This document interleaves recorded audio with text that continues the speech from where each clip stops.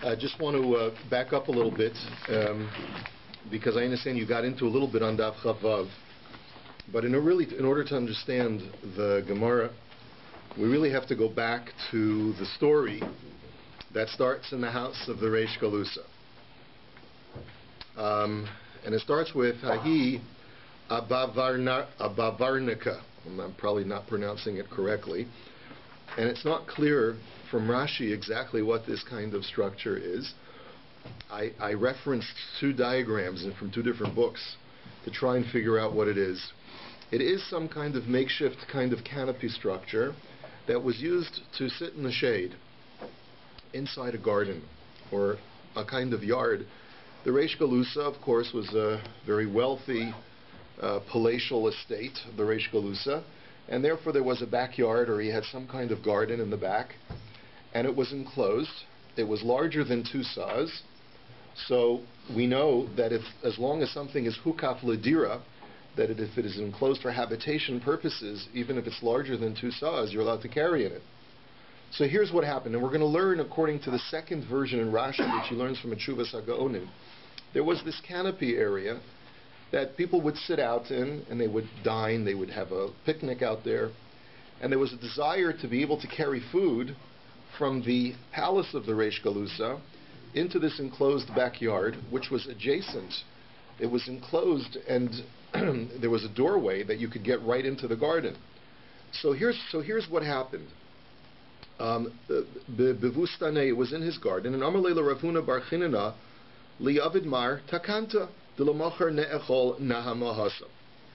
So the Reish Galusa said to Ravuna Bar Chinana, do me a favor and make sure that on Shabbos, which is tomorrow, that we'll be able to have our picnic out under this canopy out in the garden.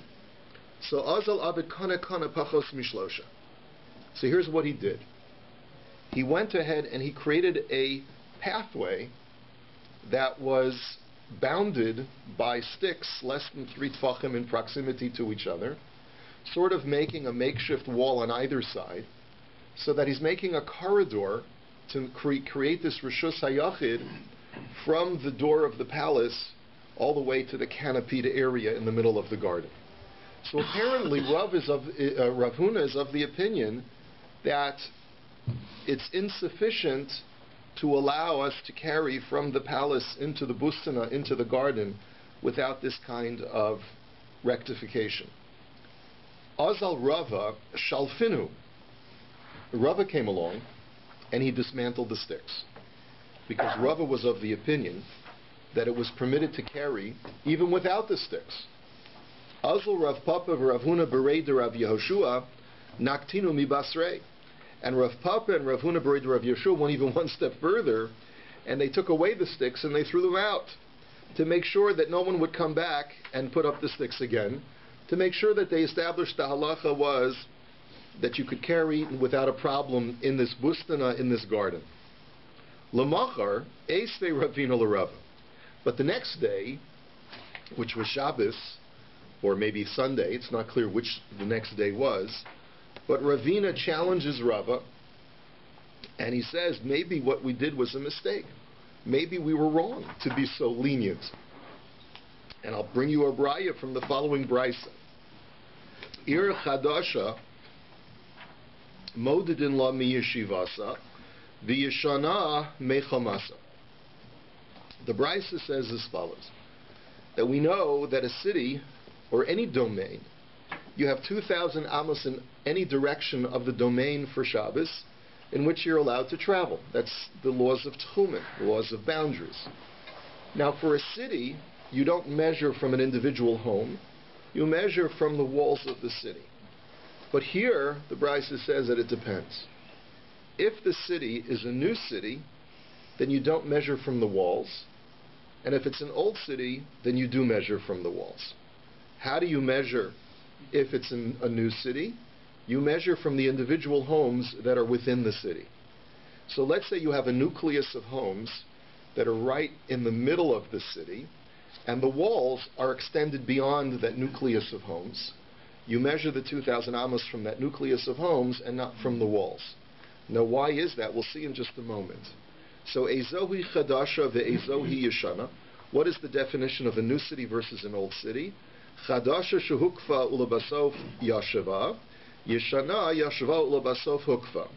That a new city is where the walls were established before the city was inhabited, and an old city is where the city was inhabited and then the walls went up. So there are two types of civic planning that the Gemara is acknowledging can take place.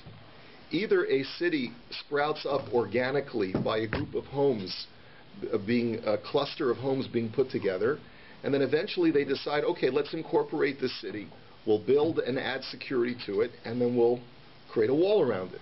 That's the normal way that you engineer the construction of a city. In that situation, the wall is being put up after people have already inhabited the city. In which case, we say that the wall is hukaf ladira. It is being erected after you already have people who are inhabiting that area. In which case, since the wall was hukaf ladira, you measure from the walls of the city. By contrast, let's think about how Thornhill was constructed. Thornhill was truly a mastermind of engineering, of civic engineering. There was the city planning before anyone lived here, right? So let's say a person would want to build a walled Thornhill and then invite people to move in. So you'd build homes, you'd build a wall, and then you tell people, okay, you can come in or build your home after we've built the wall around this area. Now, in that situation, the Brisa says, the wall was put up before anyone inhabited it. And as a result, this is what we call a new city, the wall is not hukaf ladira now. The wall was not erected when there were already inhabitants there. And therefore, therefore you can't use the wall as your criterion of what the city limits are, because the city is now just starting to be inhabited, and therefore the wall does not count as the outer limits of the city. You have to look at it as a nascent city which does not yet have a din of a wall around it, and you just measure it from the new homes that have just started to crop up. And that's how you measure your tchum. The argument from this brisa is that since this canopy was put up after the garden was set up, and after the wall of the garden was set up, then what you have is a wall that was set up around this garden that was not hukaf ladira, that was not set up for habitation. The inhabitable part, or the thing that makes this garden habitable, only gets set up after the fact.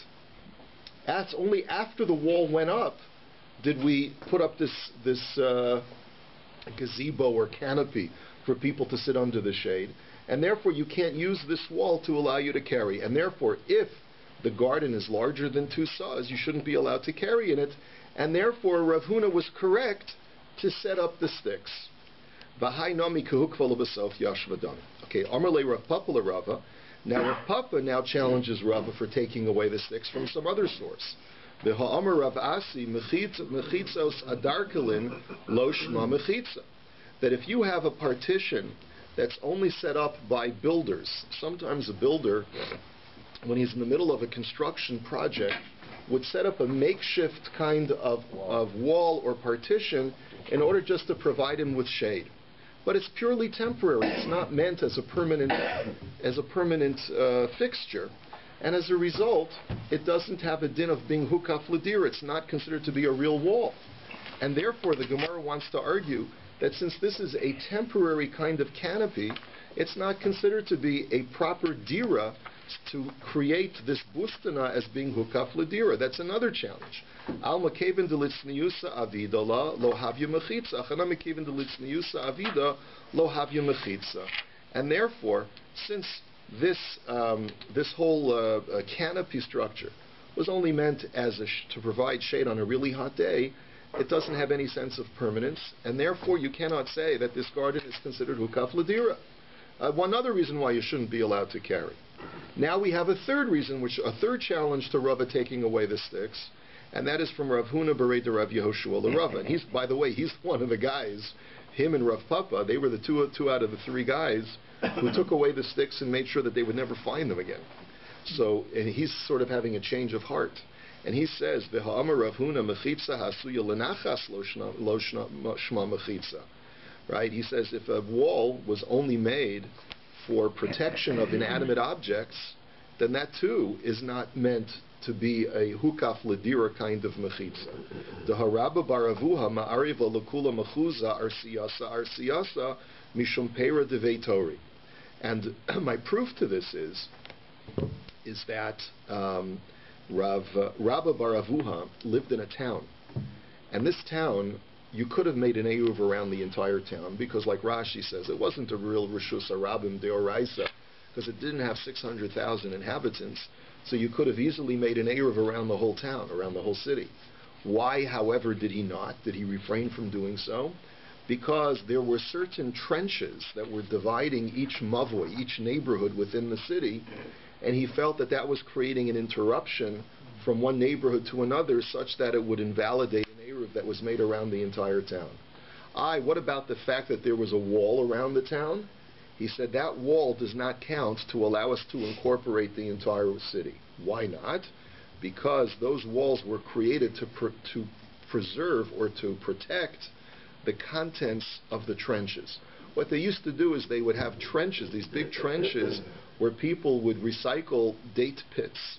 And they would use these date pits. Maybe this was a big production, maybe this was a big export of this town. They would have date pits that they would throw into these trenches, let them dry out, and eventually use them for animal fodder. And they knew that if they didn't create a partition or a wall to block or obstruct the view of people from outside the town, people would come in and steal the pits. So they put up these walls, not to protect the inhabitants of the city, but to protect the inanimate pits that were in the trenches. And that wall is not considered to be hukaf ledira. And that's why he didn't feel that you could make an eruv around the entire town. Now you see from here, he says, V'ha pera deveitori kemechitza hasuya lenachas damya, and that's considered to be a wall that's considered to be made lenachas, just to protect what is being preserved there. And therefore, here too, the wall around the bustana, at least that's the way I'm understanding it, the wall around the entire garden is not hukaf ledira. It's only there to protect the people that are, to protect the inanimate contents of the garden, the plants, whatever. And therefore, this whole structure is not hukaf ledira. As a result, it should be necessary to put the sticks. And therefore, Kori Alayhu Reish Galusa, Chachamim Hema Lahara Ulahetiv Lo Yadau. He quotes a pasuk in Yirmiyah. He says, people are wise in order to do bad. In this case, in order to be machmir and tell me what I'm not allowed to do, but they don't remember the good that they tried to do yesterday. Yesterday, when it was Erev Shabbos and Ravuna put up the sticks, you thought you were going to be real chachamim and take away the sticks and allow me to carry even without the sticks, without the pathway. And today, you forgot all of that. Today, all you were able to do was come up with chumras, is to tell me why I'm not allowed to carry. So, shkoyach, what did you do for me? That was the Reish Galusa giving this pithy kind of lament. Okay, now we go on. We go back to the Mishnah. Amar Rabbi Eloi, Shamati me Rabbi Eliezer v'afilu beis kor. If you recall, Rabbi Eloi in the Mishnah had quoted three things from his Rabbi Eliezer. And at the conclusion of his quotation of these three halachas, he said, unfortunately, I haven't been able to find any other students of Rabbi Eliezer who can concur that Rabbi Eliezer actually said this. So the first thing that he said was that you are allowed to carry in an enclosed area, even if it's not hukaf ledira, even if it's larger than a beis sasaim, even if it's larger than 2 sa'as, as long as it's not larger than a beis kor, which is an area that could yield 30 sa'as. A base core is a yield of 30 sa'as, so it's a much, much larger field. It's basically 15 times larger than a base sasaim. So this was, he says, he's quoting Rabbi Eliezer. He says, Masnisin de lo kechananya. Our Mishnah, Rabbi Eloi, is not going like Chananya. The Tanya Chananya Omer va'afilu hi arboim sa. Ki istarti yashal melech. That Chananya said that you're allowed to carry in an enclosed area even if it's the size of 40 saw, right? Rabbi Eloi said 30. He says now 40, like the istartia of a king. An istartia of a king is like this backyard of a king, sort of like in a palatial estate. You'd have some kind of back garden that would extend quite some way. So Amar Rabbi Yochanan u'shneha mikra echad darshu. They both learn it out from the same pasuk. There's a pasuk in Malachim, Shene'amar vayihi Yeshayahu lo yetze chatzer hatichona, that the pasuk says like this: Vayihi Yeshayahu lo yatsa chatzer hatichona Udvar Hashem haya elav lemor, that even before Yeshayahu went to the backyard of the king, the word of God was upon him, as saying. Now this pasuk has a kri and a ksiv. The way that the word is read is the word is chatzer. But if you look in the scripture, if you look in the klaf of Sefer Malachim, it's not written as chatzer, it's written as ir. So therefore, ksiv ha'ir v'karinan chatzer. It's written as the word city, and it's read as a courtyard. Mikan li'istarti yashal melech shahayu ka'ayaros beinonios. You see that these palatial backyards that belonged to kings were the size of medium-sized cities. And as a result, that's the basis for Hananya allowing you to carry, because he says that's considered to be hukaf l'dir, it's a rishus hayachid, and a king could use that in a palatial estate for a stroll. Right? So b'mai kamiflagi. So what's the machlokas then, whether it's 30 cores large or 40 cores large? Mar savar ayaros benonios havyan base core. Mar savar memsa havyan. That Rabbi Eloi is of the opinion that a medium-sized city is like the size of a field that yields 30 core. And Hananya says no, medium-sized city is the size of a field that yields 40 core. Just a machlokas. Sounds like it's almost like a machlokas in Metzias as to how farmers grow their crops. Now, the Yeshayahu, or what the size of the medium-sized city is, the Yeshayahu, my boy Hassam. So now the Gemara asks Shtikal Agadita, what was Yeshayahu doing there? He was about to go into the backyard of the king, and all of a sudden the word of God is upon him. What was he doing? Amar Rabba bar Barchana Amar Rabbi Yechanan Melamed Shechol Chizki Avahalach Yeshayahu Vahoshiv Yeshiva Al Pischa. This teaches us that Chizkiyahu became quite ill, and Yeshaya came to visit him because he thought that he would help cure King Chizkiyahu by setting up a group of yeshiva bachrim to learn Torah by the entrance to the king's palace. And there's a whole backstory to this as to why Chizkiyahu became ill, which we won't go into now. But the point of the Gemara is, Mikan l'Talmud Chacham, you see from here that if a Talmud Chacham becomes ill, which is what Chizkiyahu was, he was a Talmud Chacham, Shemoshivin Yeshiva al Pischa, that what you should do in order to help him recover is to set up a group of young men to sit and learn in the hopes that their Torah learning will act as a schus for him to heal him. Then the Gemara says, V'lav milsehi. But that's not true. Why? Because Dilma asi li'igruye be satan. Because this will cause the satan to provoke, or to be provoked. Now, let me just explain. There are two girsaos in Rashi to explain what is going on here. Well, how is this going to provoke the Satan?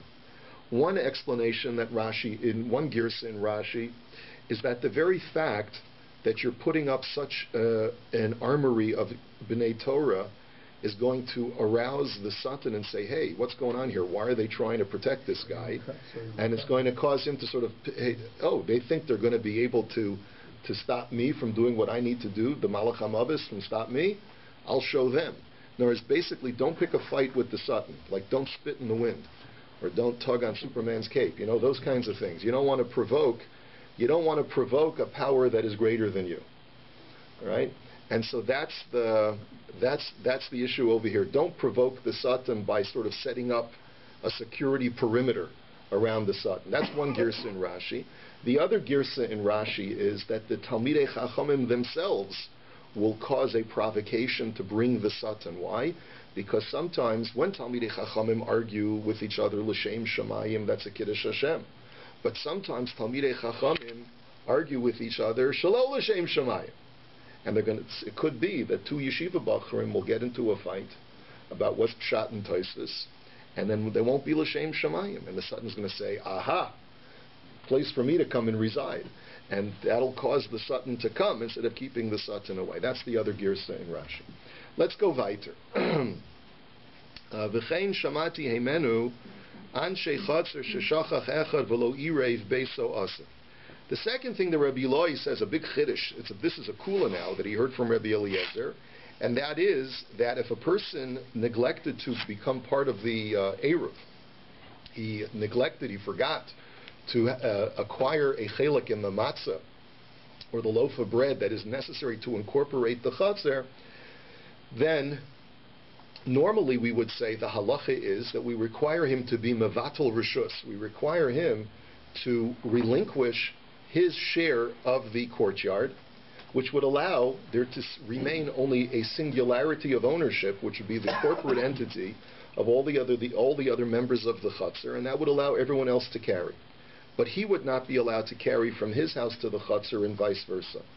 What about the other members of the chutzner? Rabbi Eliezer's chiddush was, according to Rabbi Eloi, that even though he's not allowed to carry from his house to the chutzner and vice versa, nevertheless the other members of the chutzner are allowed to carry from outside into his house and from his house out to the outside. Now what's the svara here?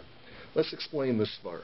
When a person is mevatel reshus, when he basically says, I relinquish ownership, he's essentially declaring himself to be a guest of someone else's chutzner. I live here, it's true, but because I didn't participate in the ERU, in order to allow everyone else to carry, I have to consider myself to be a guest, and I have no longer any ownership stake in anything in this chutzner. And if he does that, so then basically he's like a visitor. He's a visitor. His house becomes their house. It's no longer his house. And therefore they can carry from the outside into his house and from his house to the outside of the chutzner. What about him? Is he allowed to carry? Well, if he's strictly a visitor, the answer is yes. However, here's the problem. Psychologically, he cannot completely divorce himself from his own house.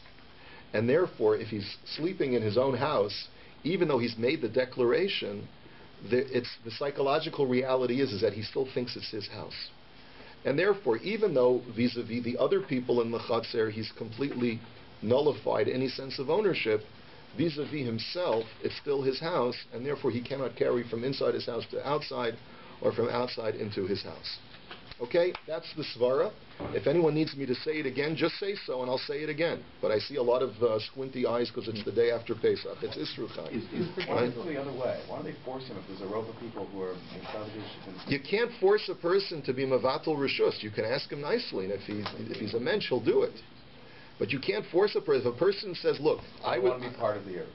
A person could say, I don't want to be part of the ERU. Here's a situation where a guy simply forgot. He forgot, normally in order to be mishtatev, everyone has to contribute a pruta into this loaf of bread. He forgot, he was out of town, or he just wasn't around, and he forgot to be mishtatev. So we say, will you please be mevatel reshus? He says, okay, I'm mevatel reshus. But psychologically, it's still his house, and therefore he can't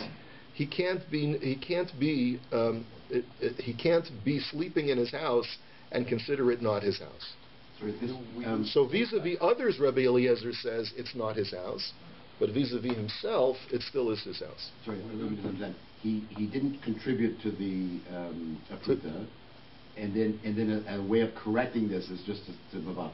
To be mevatel reshus, to nullify, relinquish all ownership in anything. That's the way to correct his mistake. It all happens before Shabbat. Right, exactly. Well, no, I mean even now we're at the inception of Shabbos. Yeah. That's only temporary. The table. Yeah, after Shabbos he retakes possession. When he relinquishes on Shabbos, is he allowed to do that on Shabbos? Apparently so. Apparently this is a remedy that the Chachamim allowed for even on Shabbos. What does it accomplish when he is mevatel reshus? I mean, mevatel reshus, there's only a singular corporate ownership of the entire chutzner. He's out of the picture. He's out of the picture. The whole issue, what do you need to make an eruv for?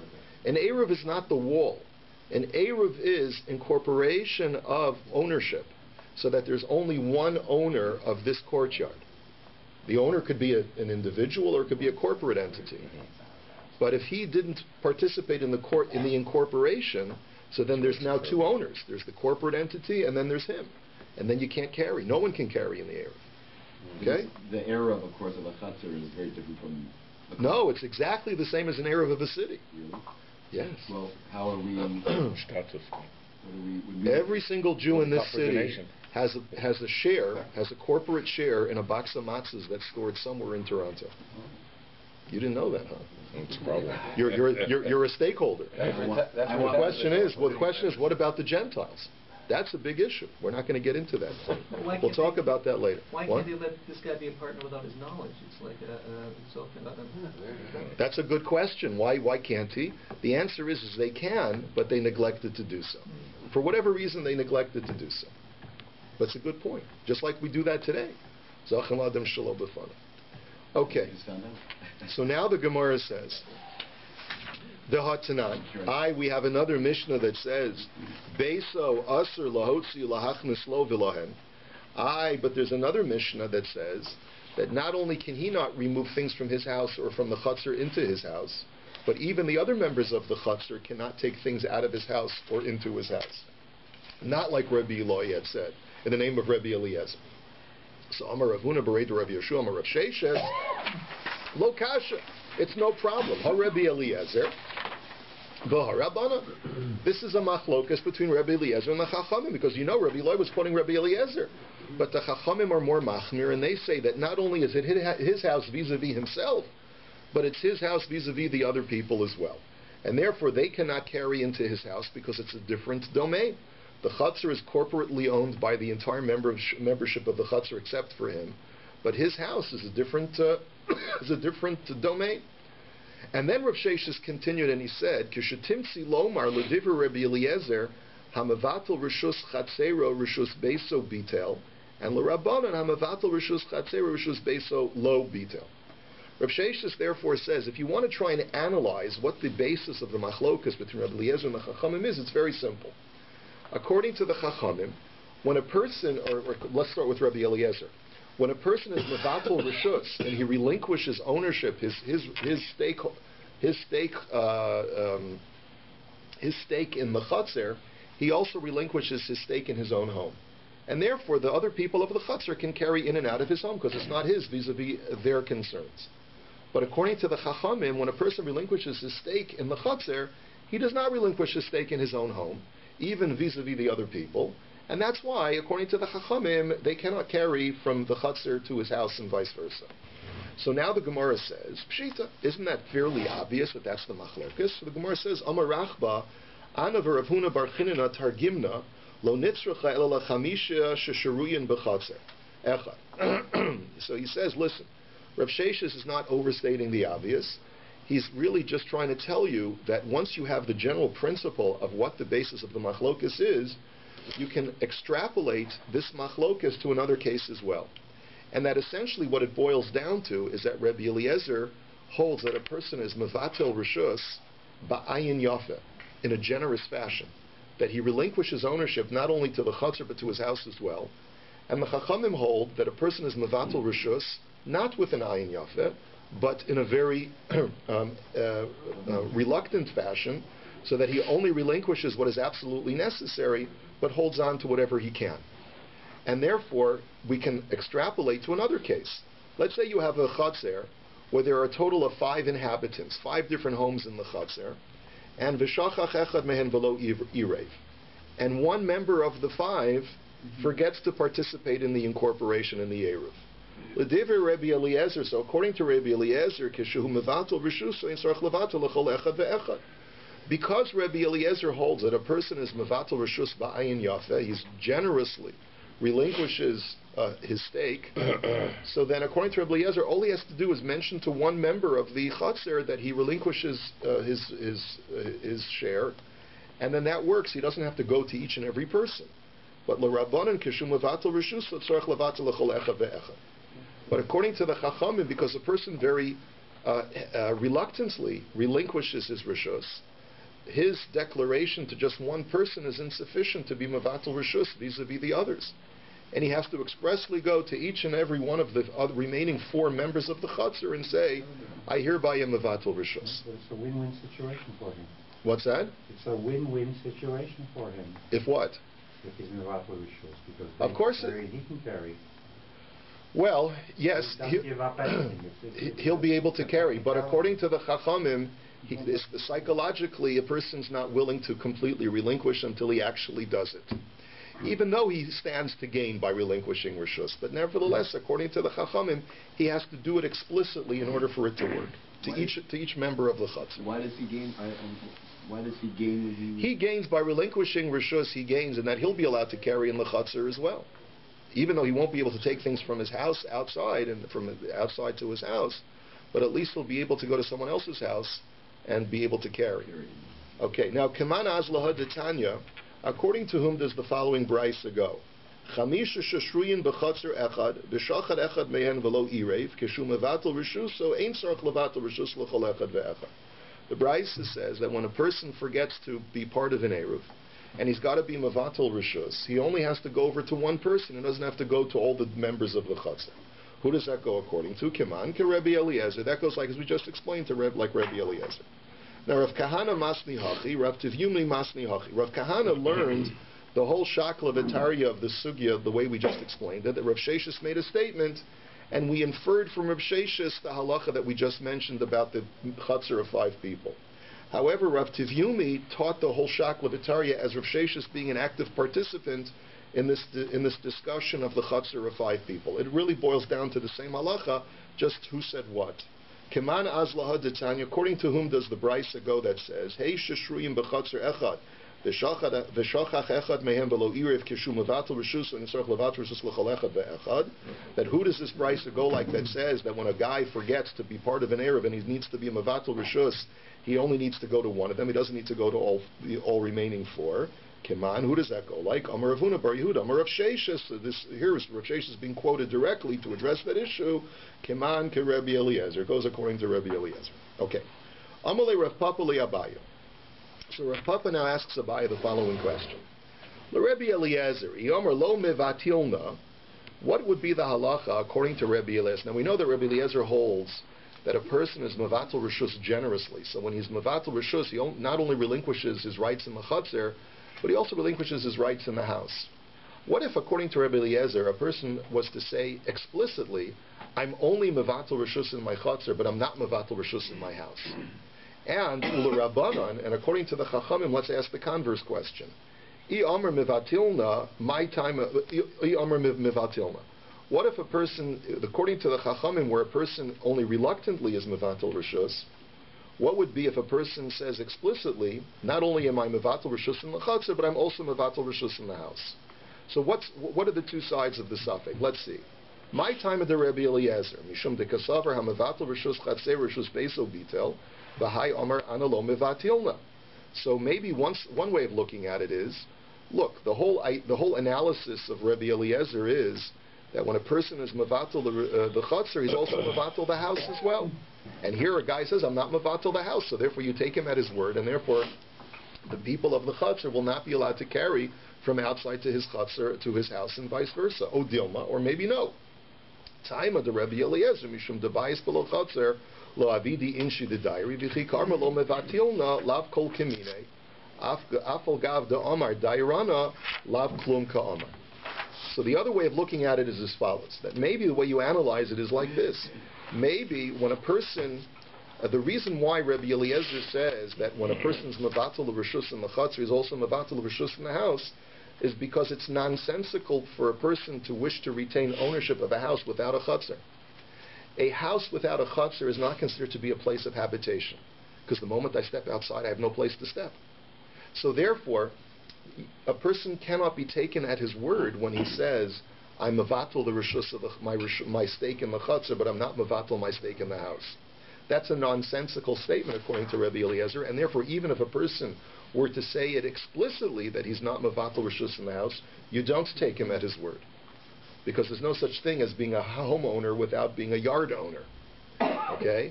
And that's the svara to say why Rabbi Eliezer would not be taken at his word. And ula Rabbanan, and according to the Rabbanan, let's look at it conversely. I Omer Mavtilna, my time of the Rabbanan, Mishum de Kasabri, Hamavatel Rishus Chatzir Rishus Beisel Obito. Why do the Chachamim say that a person reluctantly is Mevatel Rishus, and therefore if he's Mevatel Rishus in the Chatzir, he's not Mevatel Rishus in the house? So therefore, if he were to say explicitly, I am Mevatel Rishus in the house, so Hi Omer Mavtilna. If he says, I'm mevatel rishus in the house, you take him at his word. That's one way of looking at it. O dilma time of the rabbanim mishum delo avidinish the masalik nafshu legamri mibayis v'chatzir v'havi ki oreach legabayu. Or maybe no. Maybe the proper way to look at the chachamim is the chachamim psychologically analyze a person, and they say a person is never going to completely relinquish his ownership in his place of dwelling and make himself like a guest. In other words, from the Chachamim standpoint, it's one thing to be mevatel rishus in the chatzir to let other people carry. But a person's never going to be mevatel the place where he's sleeping for the night. A person's never going to make himself into a guest in his own home. V'hai ki omar mavtilna lav kol kamine. And therefore, if he says, even if he says explicitly, I'm mevatel rishus in my house, you don't take him at his word, and therefore his words are null and void. So that's the two sides of the coin, both according to the Rabbi Eliezer and according to the Chachamim. Do we take a person at his word if he expressly overrides the psychology of each respective Tana or not? Amar lei, bein l'Rabbanan, bein l'Rebbe Eliezer, kevin de goli daite goli. And his answer, Abaya's answer to Rav Papa was, no, a person does have the ability to override each Tana's respective psychology. According to Rabbi Eliezer, if a person says, I expressly am not mevatel my house, that works. And according to the Chacham, if a person says expressly, I am mevatel ownership of my house, then that also works. Fine. That last thing that Rabbi Eloi quoted Rabbi Eliezer is saying is, I heard that you could be yotzei the mitzvah of moror with this thing called a karbalin or a karbalin. We weren't sure exactly. There are different gersos as to what this thing is. So the Gemara asks the question, my arkabalin, what is it? What kind of vegetation is it? Amar Reish Lakish atztasa charuzi asa. It is some kind of growth, a vine-like growth, Rashi says, that grows around tree bark. And it has this greenish appearance, and it has a very bitter taste. And therefore, Rabbi Eloi thought he heard from Rabbi Eliezer that you could be yotzei the mitzvah of moror with it because it tastes bitter. But then he says, I looked around and I couldn't find anyone to support it. Anyway, Hadron Alach Osin Pasin, and we'll wait until tomorrow to begin the next part.